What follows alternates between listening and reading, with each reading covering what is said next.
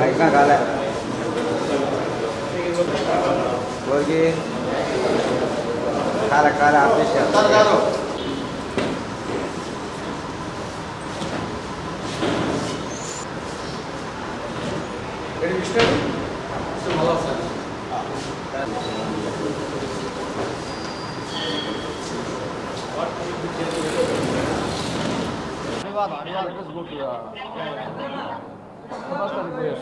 అభివాదం చేద్దాం.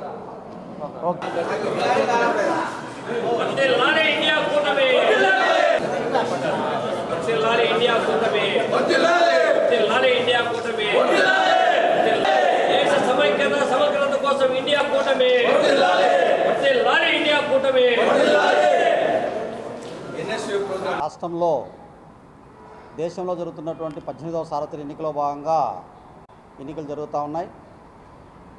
పార్లమెంటుకు అసెంబ్లీకి నేటి నుంచి 3వ రోజున ఓటర్లందరూ కూడా దేశవ్యాప్తంగా రాష్ట్ర వ్యాప్తంగా జిల్లాలో ఓట్లు వేయబోతూ ఉన్నారు. ఈ సందర్భంగా రాష్ట్రంలో మాత్రం 2 కూటములు ఉన్నాయి. ఒకటి బీజేపీ, కుడి ఎడమగా వైసీపీ టీడీపీ, రెండో పక్షం కాంగ్రెసు వామపక్షాలు రెండో కూటమిగా ఉన్నాయి.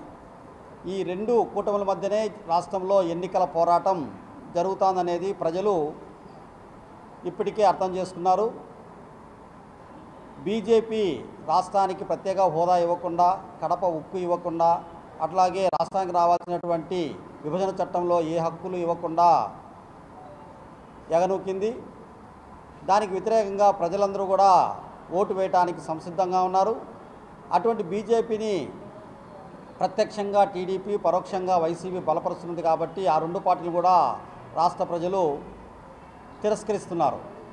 రెండో వైపు నిరంతర ప్రజా ఉద్యమాలు, ప్రజా పోరాటాల్లో ప్రజలు అంటిపెట్టుకున్నటువంటి వామపక్షాలు, అట్లాగే దేశంలో భారత రాజ్యాంగాన్ని, రిజర్వేషన్ను, సామాజిక న్యాయాన్ని కాపాడటానికి వచ్చినటువంటి కాంగ్రెస్ పార్టీకి, ఈ 2 పార్టీల కూటమికి ఓటు వేయడానికి ప్రజలందరూ కూడా సిద్ధమైనారు.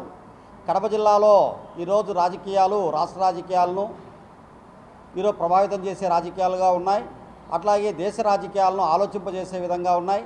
కాబట్టి షర్మిల గారి ఎంపీ కాంగ్రెస్ అభ్యర్థిగా హస్తం గుర్తుకు ఓటేయాలని చెప్పి సిపిఎం పార్టీ కడప జిల్లా కమిటీ విజ్ఞప్తి చేస్తూ ఉంది.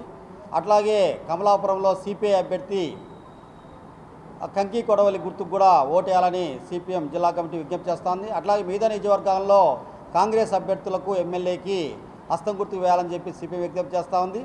తద్వారానే బీజేపీని, రాష్ట్రానికి ద్రోహం చేసినటువంటి బీజేపీ మిత్రపక్షాలను ఈరోజు ఓడించాలని చెప్పి పిలిపిస్తూ ఉన్నాం.